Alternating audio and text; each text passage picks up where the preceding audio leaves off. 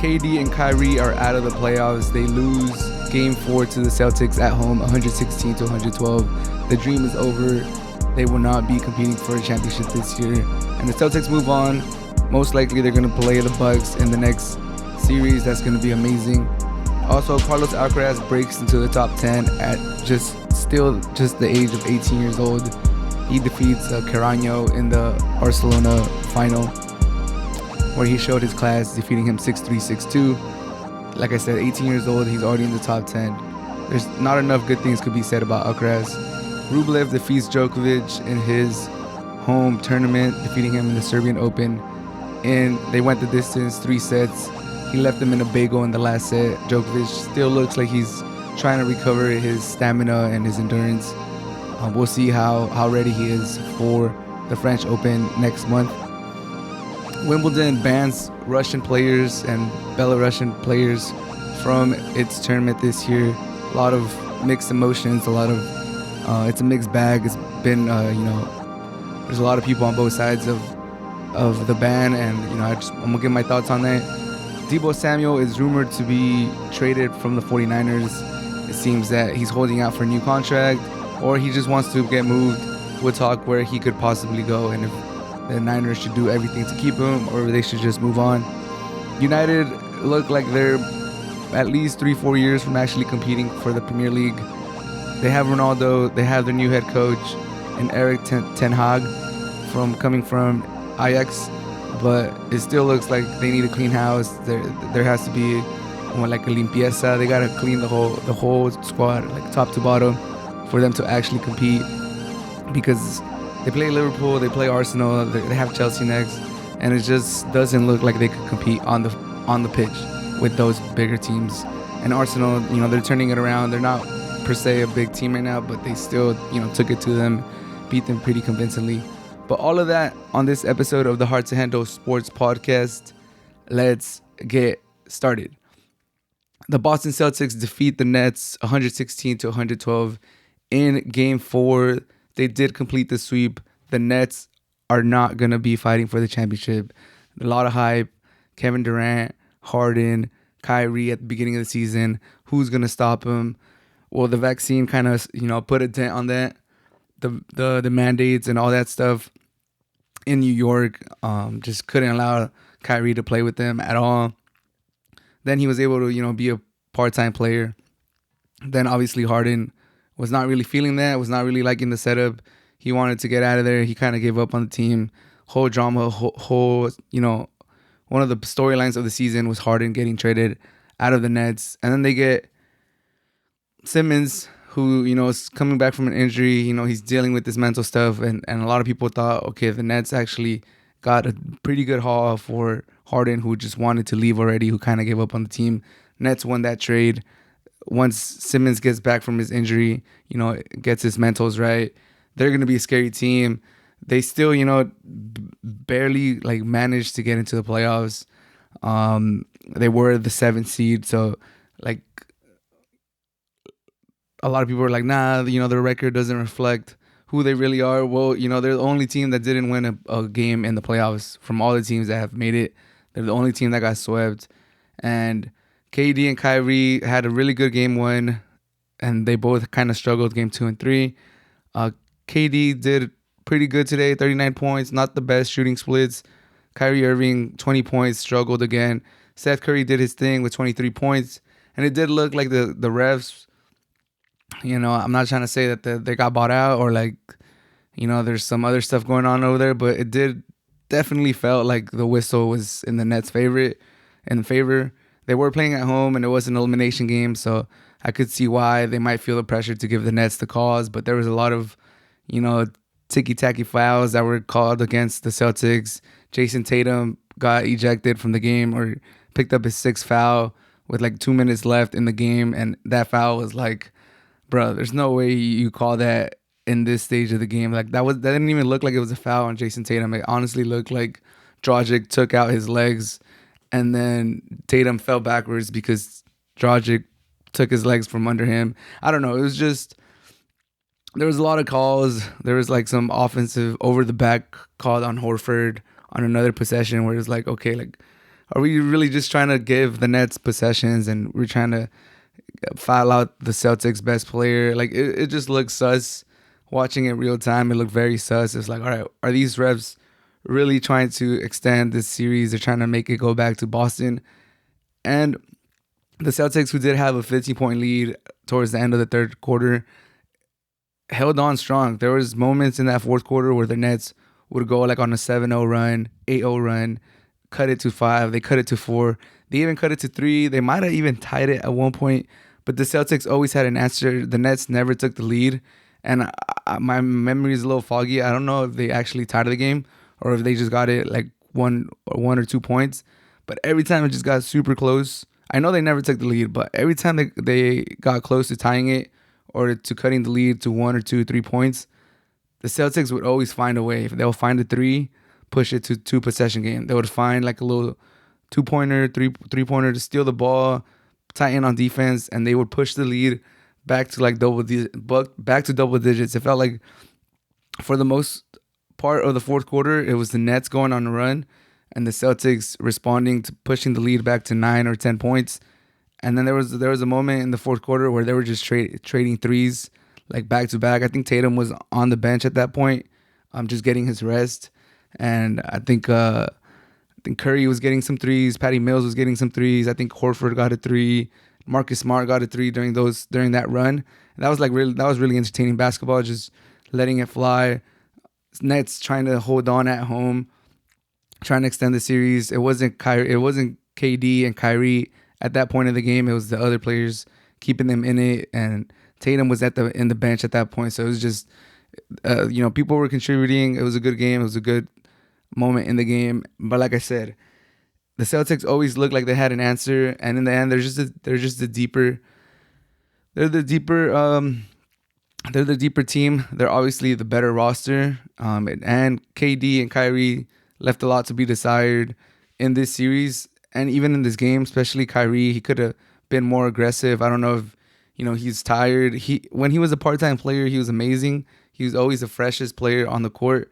Once he became a full-time player, he still had amazing games, but he wasn't able to stack them together. He wasn't able to put 2, 3, 4, 5 games together, and it kind of showed in the playoffs. He had that great game 1 where the Nets really had a chance to steal home court. He flipped off the fans. He had his whole moment at the Garden, and then after that, his game kind of teetered. It looked like they were able to just throw bodies. Marcus Smart, Defensive Player of the Year, definitely was very physical with him, was able to slow him down. But overall, disappointing season by the Nets. With all the speculation, disappointing season for KD, for Kyrie, but especially for KD. He's a person that people consider the best player in the world. He surpassed LeBron. I don't think he ever did. If we're keeping it 100, I think LeBron was always better. And even to this day, I think LeBron could still impact the game in more ways than Kevin Durant. Might be a little prisoner of the moment. This is probably one of the worst series Kevin Durant has ever had. I think he shot under 40% for the whole series, and he just looked like he got shut down. But, these are the standards that you got to be held to if you want to be the best player in the world, if you want to be considered the best player in the world. And I think we've all seen that LeBron gets held to a way different standard than just about any other player. And Kevin Durant does not get held to that standard. And I think that's evident because he's not the best player in the world. And I don't think maybe he had like a short glimpse. But even with the Warriors, like there were so many stars, there's so many mouths to feed, there were so many things you got to consider that, yeah, he was shining the brightest, probably even brighter than Curry at that time. But Curry's gravity was so impactful to leaving Kevin Durant do his thing that you had to take everything that Kevin Durant did with a grain of salt. Like, what would LeBron be doing if he was Kevin Durant in the Warriors? Like, it would look probably insane, even more insane than KD being there. Regardless, he still hasn't been able to lead a team to a championship, and it's not going to be this year. The Celtics sweep them. Super excited to see how the Celtics play against the Bucks. Don't want to count out the Bulls out yet, but I think we could all assume that the champions are going to take care of business. They are up 3-1 right now against the Bulls. They should take care of business, and we should see Celtics versus Bucks in the second round. That's going to be electric. I'm gonna hold off on the prediction. I know I haven't really been doing episodes, but I'm going to get back to it, and I'll give you guys a prediction once it's confirmed that it is the Celtics versus Bucks, because I don't want to, count out the Bulls. We'll see if they're able to go on a run or do something. But overall for KD, just another year that he, like Chuck has said, it's easy to be a passenger in the bus. It's easy to be, sitting in the back. It's a whole different story when you're the driver, when you're the one leading the bus, when things go bad, you're the one that has to correct it. You're the captain of the ship. It's way different being the captain of the ship than being, in the back of the bus, sitting down, just chilling. And Kevin Durant, as the captain of the ship, has not been able to do it. It's not going to be this year. I don't know. I don't know how their chances will improve next year. Like, is it going to improve? Are they going to be able to improve the roster that much better? You got to think that the Warriors next year, they're going to be another year back together. They should be one of the favorites. Hopefully, my Lakers are able to fix whatever mess they have in that roster. Maybe trade Westbrook. They should be better. Maybe AD could stay healthy. LeBron's still, top 5 player. The Bucks are still going to be there. The Celtics, you would imagine that Tatum and Brown are just going to keep getting better and better. So it is. Luka is going to be there. There's a lot of factors to consider. Like, is KD ever going to get that chip as the captain of the ship? We're starting to get to those latter years of KD's career, and it might never happen. And that's crazy because when the Nets got built, when KD and Kyrie both signed with the Nets, I felt like it was inevitable that they would get a championship. But, nothing's guaranteed, and now it's looking more bleak than ever. Carlos Alcaraz is the number 9 player in the world with these new rankings coming out on Monday. He moves up from 11 to number 9. He's in the top 10 in the ATP rankings, and thoroughly deserved, man. He's had a great start to the 2022 season. We're like a third of the way through the season, basically. We got the second major coming up in the French Open at Roland Garros, and he should be one of the favorites to win it. It would be crazy if at 18, I think he should be 19 at that point. If at 19 years old, Carlos Alcaraz wins the French Open, but it is definitely on the table. He has been amazing. He has been great, and he showed it again in his home country in Barcelona, defeating a fellow Spaniard, Pablo Carreño, 6-3, 6-2. And, Carreño, he looked like he was disappointed that he lost. But I think anyone that likes tennis and is a fan of tennis can appreciate, like, the pure potential and already, like, man-made that he is right now at 18 years old. And as a fellow Spaniard, I think Carreño, he took it in class. He looked like he was happy for the kid. And Carreño, who's had a rough start to the 2022 season, I think he could take this run that he had in Barcelona and be happy with the results. Defeating Schwartzman in the semifinals, getting to the finals. He kind of got outclassed by Alcaraz in the finals, 6-3, 6-2. But compared to the results that he was getting to start the 2022 season, I think overall Paulo Carreño could be really happy about his performance in Barcelona, and hopefully this, springboards him into, continuing to have a turnaround in his 2022 season.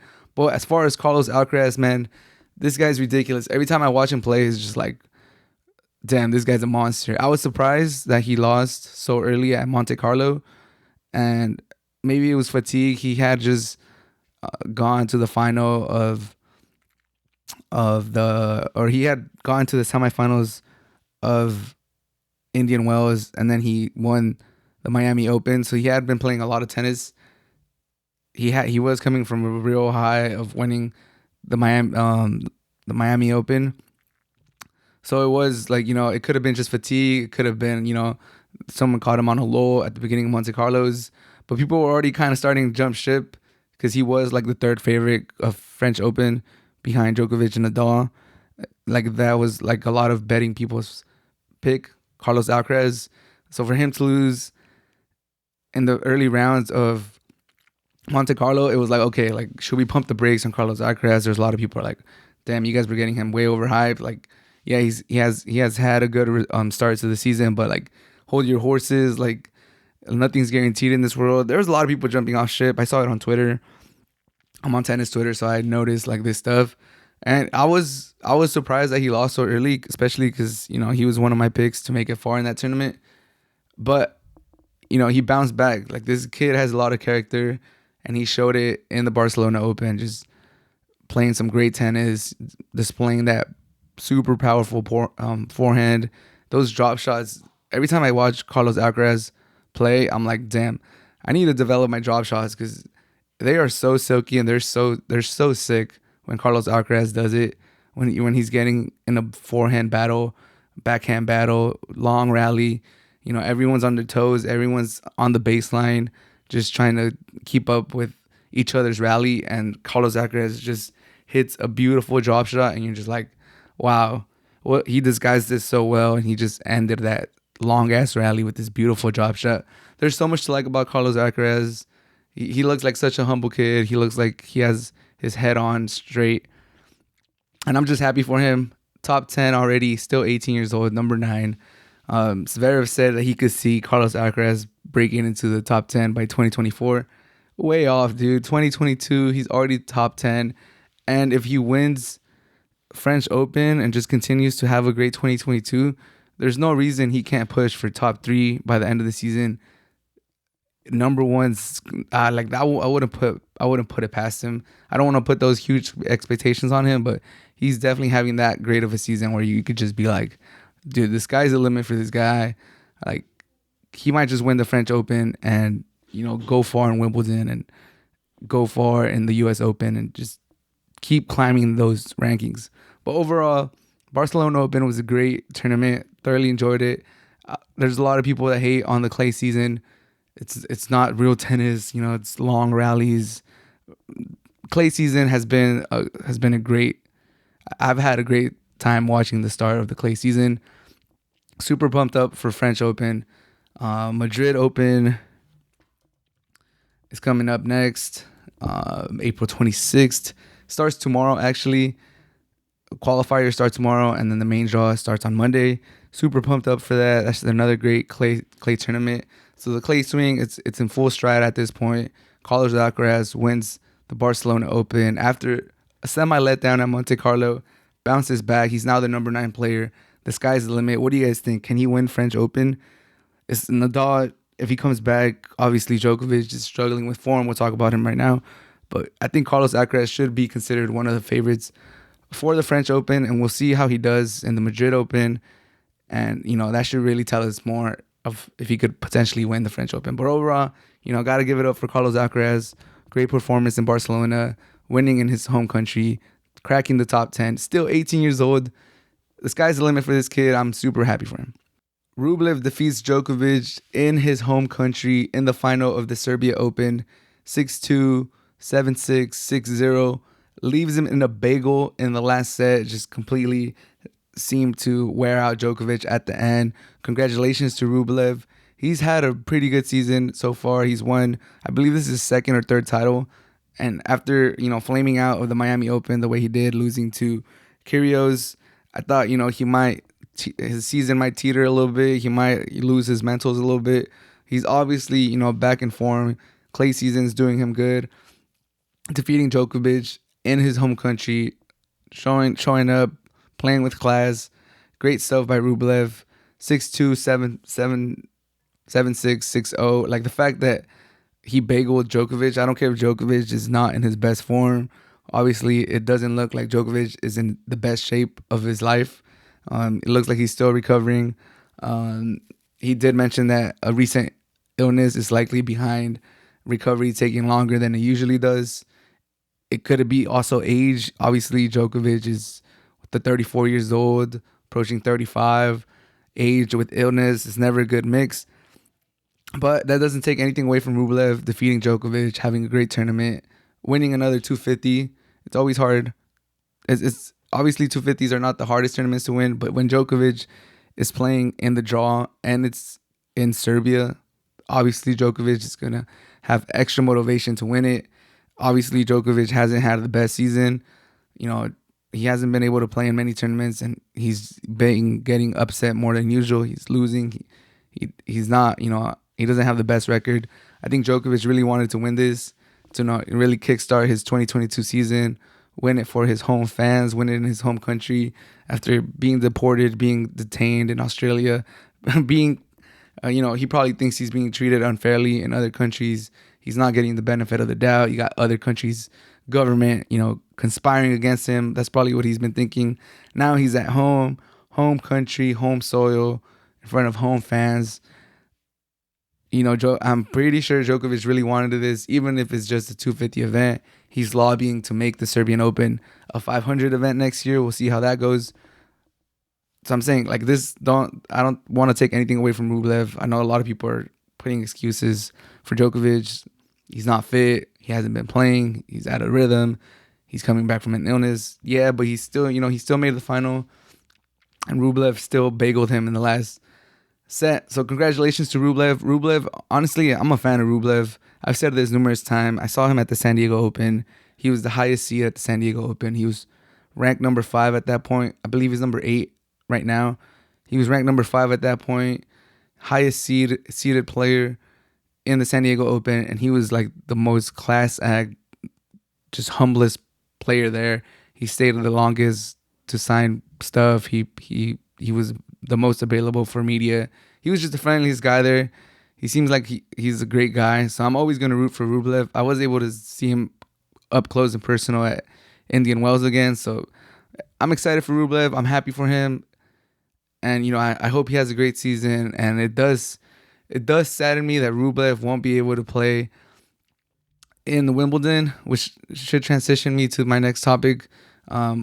Just to wrap this one up, congratulations to Rublev. Djokovic, I think he overall good tournament. He was finally able to go deep into a tournament.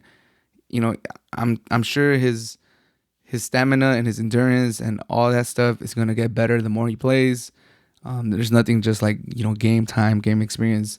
And I do believe by the time the French Open happens, by the time the French Open is here, I think Djokovic should be close to 100, and he should definitely put a strong bid to defend, to repeat at Roland Garros. And I'm super excited to see that. Rublev should be there too. He should be, obviously, I think he had a quote recently where he was like, yeah, like there's only like 7 players that are ranked higher than me. Obviously, I should be the favorite in most matches. Obviously, matchups and surfaces change that. It's not so black and white as just your ranking, but I like the confidence that he has, and I think he's going to continue to have a great 2022 season. But moving on to Wimbledon, it has come out that Wimbledon will ban players from Russia and Belarus from competing in this year's major. And it's honestly, it's a little unfortunate. I get why they're doing it, but man, it does seem a little unfair, especially because like this is an individual sport. Sometimes I don't understand why they put the flags next to every team. Like they have these tournaments like the ATP Cup, and they have like, what's the other one called? Basically like their World Cup. They have these tournaments every year where they actually compete as a country.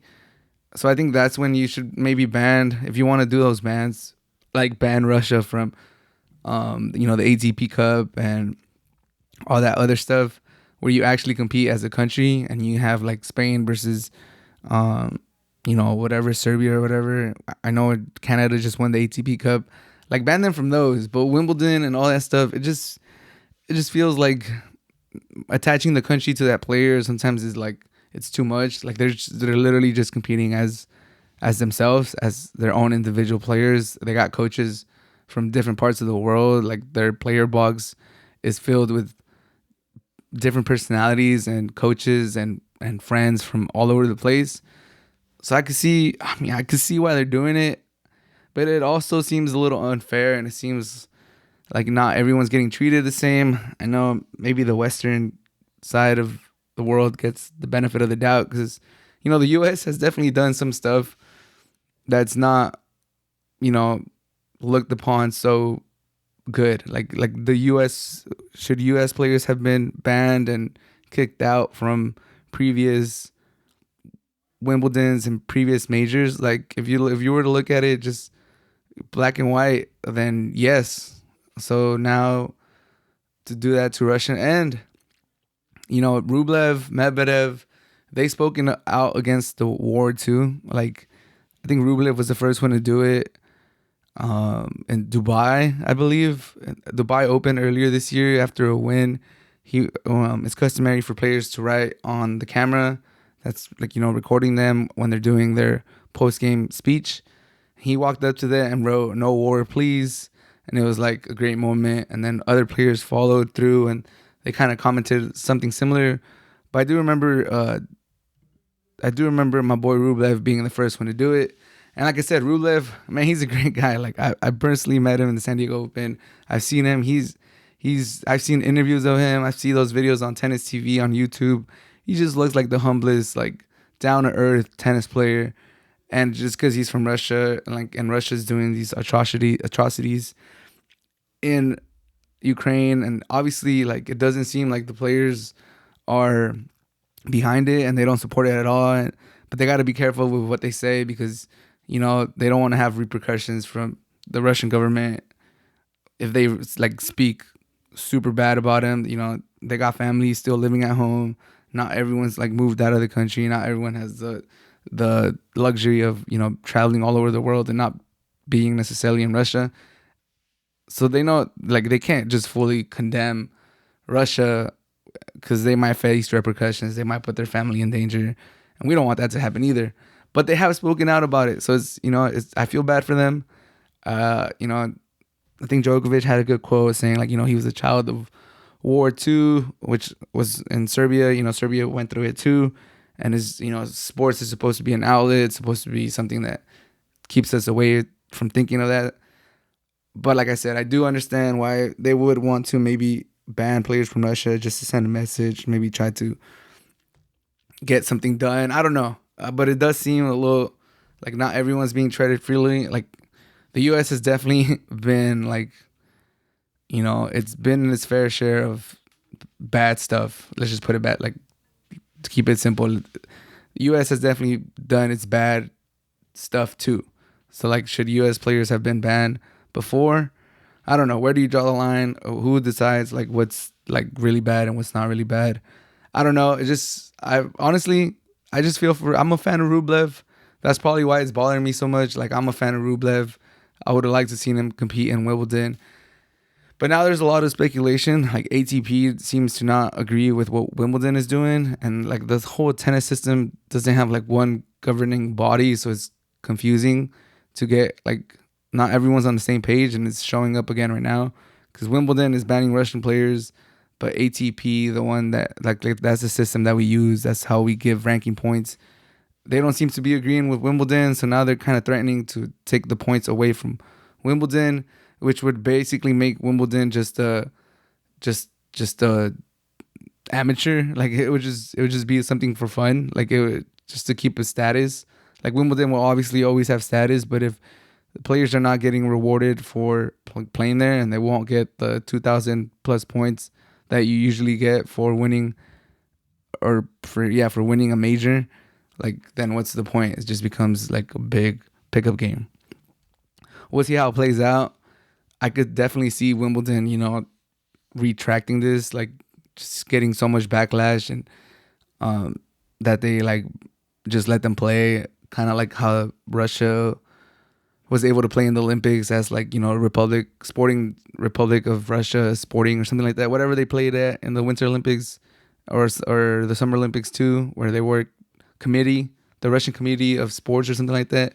They might just do something like that for Wimbledon.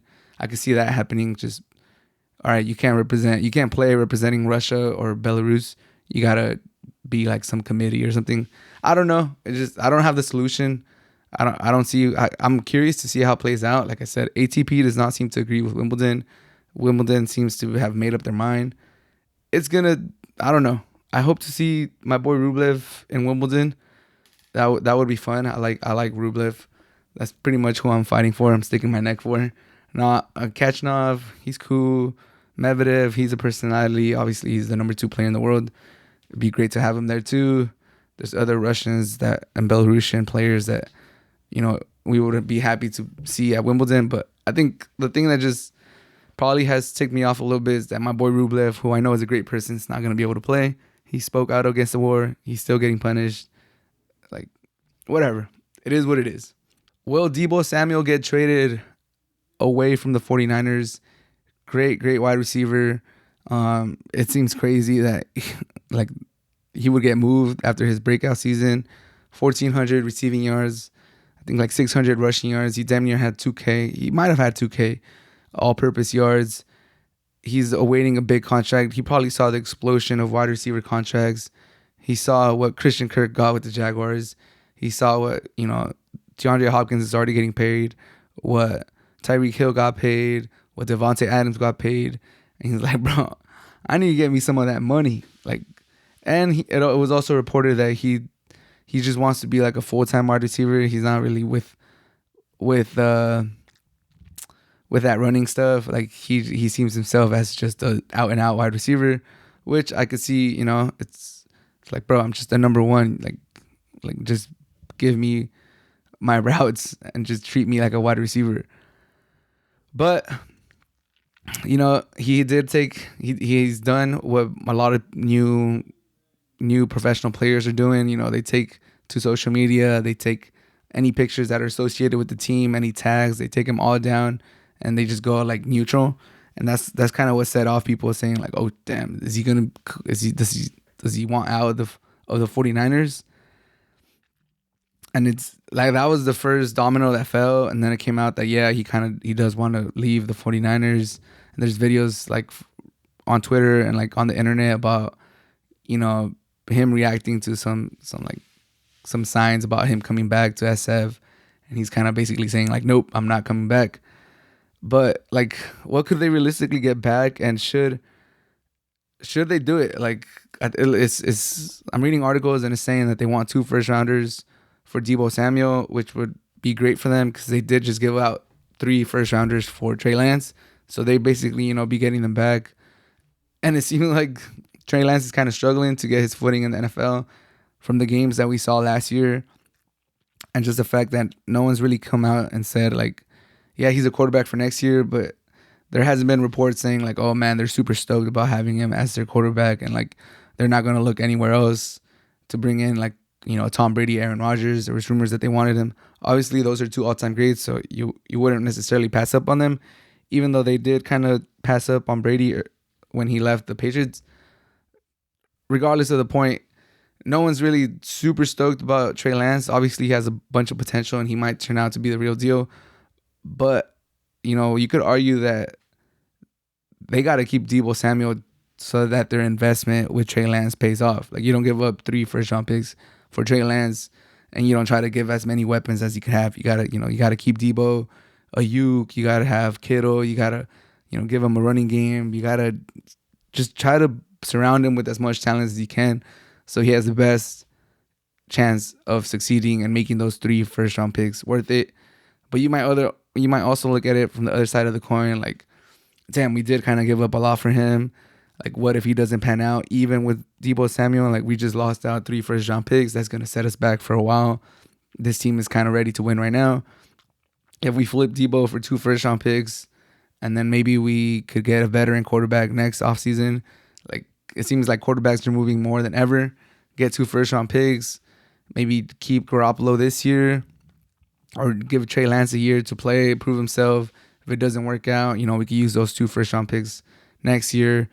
Try to get a disgruntled veteran quarterback somewhere, find next year's Matthew Stafford and try to work out a deal. Like, there's a lot of different angles you can take from this. Also, is the wide receiver market exploding? Is any wide receiver worth $30 million a year? Like, it feels like that number is just going to keep going higher and higher. The 49ers also got to consider that. And, Bosa's contract is coming up. There's a lot of factors. There's too many factors, man. But just the fact that Deebo Samuel had that amazing season, and now it seems like he has 1 foot out the door. That's crazy. That's the NFL that we live in. And obviously this offseason has been crazy. I think even Deebo tweeted like, what the hell is going on? And now he's adding to it.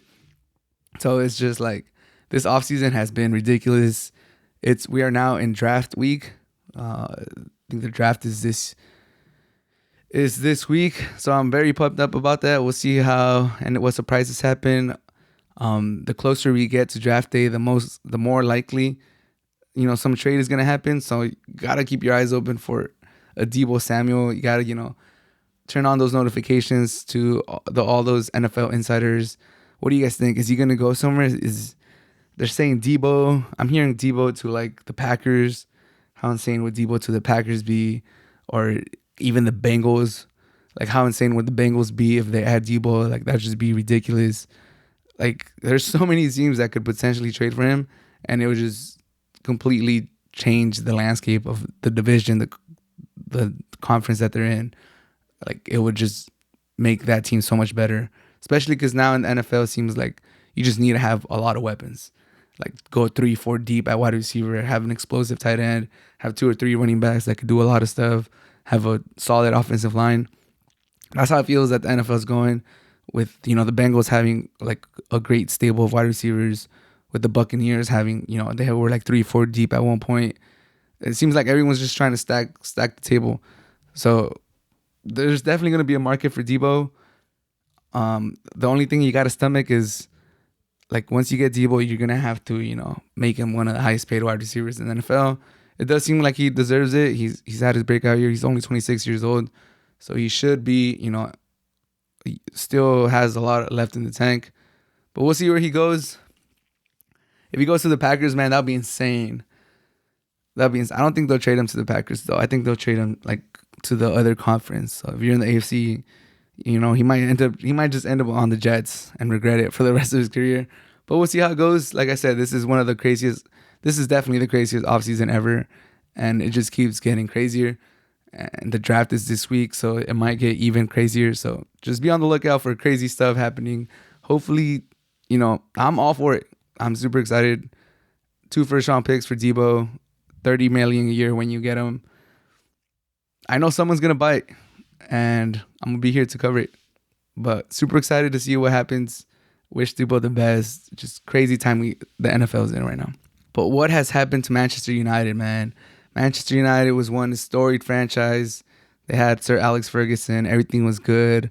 They were the most expensive club in the world. And now, since Sir Alex Ferguson has left, they just have not been the same. They are 6th place right now in the Premier League. 34 games played, 54 points. Arsenal have 1 game in hand, and they're 6 points ahead of them with 4 games left in the season. So pretty much, they're not going to play Champions League. It just seems like they're not. Arsenal they could push it to 9-point lead with 4 games left, because they do have that game in hand. They just beat Manchester United, and United seems to, they're not in good form. They've lost 3 out of the last 4 games in the Premier League. And Bruno Fernandes has had a terrible season. Maguire finally got benched, got left out of the game against Arsenal. Ronaldo's going through it. I feel sorry for Ronaldo, and him losing his child at birth. That's probably the worst feeling ever. And for him to show up, he took a few days off, but he showed up and he scored a goal against Arsenal, dedicated to his son. That was a beautiful moment. Like I said, I feel bad for Ronaldo.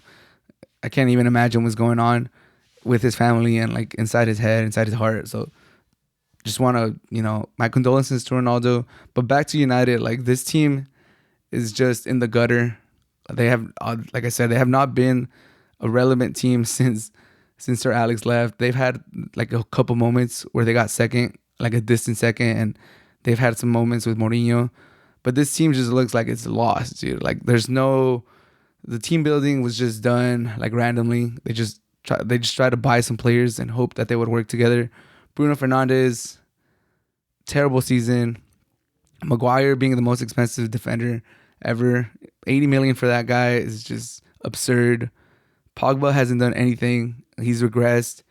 He was stagnant for a little bit, and now he's regressed, and now he seems like he's gone after the season.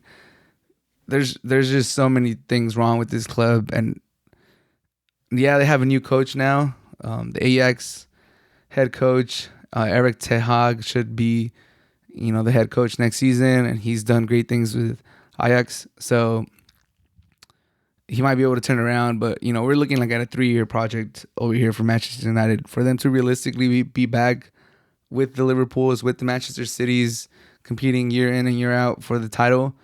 It's looking bleak, man. It's looking bleak.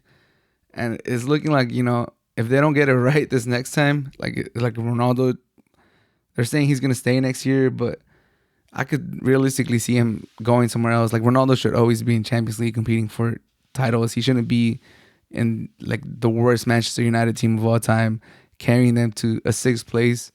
Like it's ridiculous how far they've fallen. And like, dude, we're on the precipice of them doing like what Liverpool did before Klopp got there and going like 30 years without winning it. Sir Alex left 2012. They're already on 10 years since the last time they won the Premier League. Like, bro, like it's starting. Like they're starting to run out of. They're starting to run out of. 2014 was the last year, or 2013 was the last year Manchester United won the Premier League. So we're damn near at 10 years. We're at 9 years since they won it. How many years did Liverpool do? Like 30 before they won it. And like, dude, they tried Mourinho. They've tried a homegrown, like coach. They've tried from Germany. Like they've tried Moyes, like handpicked by Sir Alex. Bengal, I think, was there too. They've definitely like done like a lot of different projects with a lot of like high status coaches, new coaches, like coaches that influence other great coaches. Like there's so many different avenues that they've taken, and it just seems like none of them have been the right choice. The ownership doesn't seem to really care. They're making money. They have other investments. I believe they own the Buccaneers too. So it's like, are they really that invested into Manchester United? Do they even care about the history of the team and like what Manchester United mean in the Premier League and in European soccer and just like soccer in general, football in general? Like, do they even care about like what Manchester United means to the soccer community, the soccer world? Like, United should always be in the top places fighting for a championship. Same as Liverpool when they were like in the gutter and not winning anything. Like, it just doesn't feel right. I think that's one of the problems with Italian soccer too. They're kind of bouncing back as of late, but when Inter and AC were not there, like when they were not competing for the titles, it did feel a little weird. It's like, bro, like these are the historic teams in the league. Why are they not there? It does feel a little weird now that United is like I said, in the gutter, and it's getting to the point where it's not even surprising that they're not competing for the championship. You were hopeful. I was one of those people that was hopeful this season. I thought it was going to be a 4-team race. City, Liverpool, Chelsea, United. Chelsea did some signings too. You know, they got Lukaku back. They had United got Varane, Ronaldo, Sancho. Like, this was supposed to be the year that they actually competed. And look at them. They got Ronaldo back too. And they're sixth. It's just like they take 1 or 2 steps forward and they take like 6 or 7 back. It's crazy. And they've been doing that for 9 years. Mourinho won them like their last trophy and they fired him. And, you know, they thought they were going to take steps forwards after leaving him, and they haven't done anything since Mourinho. Like, it's crazy. It's crazy. It just, all the different coaches that they tried, different players that have been cycled through there, it just seems like the problem is at the root. Like, they need to just clean house and start all over and really look at themselves. Like, what are they doing wrong? Like, do the Glaciers, I believe that's who's the ownership, do they got to sell like the team? Do they got to get someone that actually cares about the team?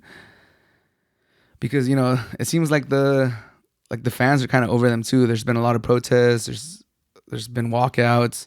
There's been like fans entering the stadium like at a later time. I think they did that against the Arsenal game. They were already down. They were already down 1-0 when the fans started arriving to the stadium. Like, it's crazy. It's just United's in the gutter. They got humbled by Liverpool. Like, humbled. Like, they did not. Ronaldo wasn't there. 4-0. Like, thank you very much. Could have been way worse. United looked dead since the beginning. They got humbled by Arsenal. They played Chelsea next. It's just, it's sad, dude. United used to be a respected club, and now it's like the butt of jokes now. Maguire, it's like the biggest butt of all jokes right now. There's a lot of funny videos on Instagram and TikTok, but it's just crazy how far Manchester United have fallen, and I hope they turn it around. Not because I'm a Manchester United fan, but just I'm a fan of the league, and it's always good when a historic team like United is good. But if they don't turn it around, if they keep spending money like just carelessly, just 80 million on Maguire just for no reason, then I'll also be part of the jokes. Like I would not I don't mind if they don't turn it around. It's shocking to me that they've gone this long and they struggled this hard since Sir Alex retired. But dude, I'm a jokester too, dude. I'll clown on them too. Like it's funny. It is funny every time Maguire messes up and you're like, dude, these fools really dropped 80 million euros on this fool. They made him the most expensive defender of all time. And then you see I don't know, United, for your sake and for United fans who are very loyal fans, I hope you guys turn it around. But that should do it for this episode of the Hard to Handle Sports Podcast. Like always, if you made it to the end, I really appreciate you. Thank you so much for the support. I know I've been lagging on the episodes, but we're going to turn it around someday. Thank you so much. Have a great rest of your day.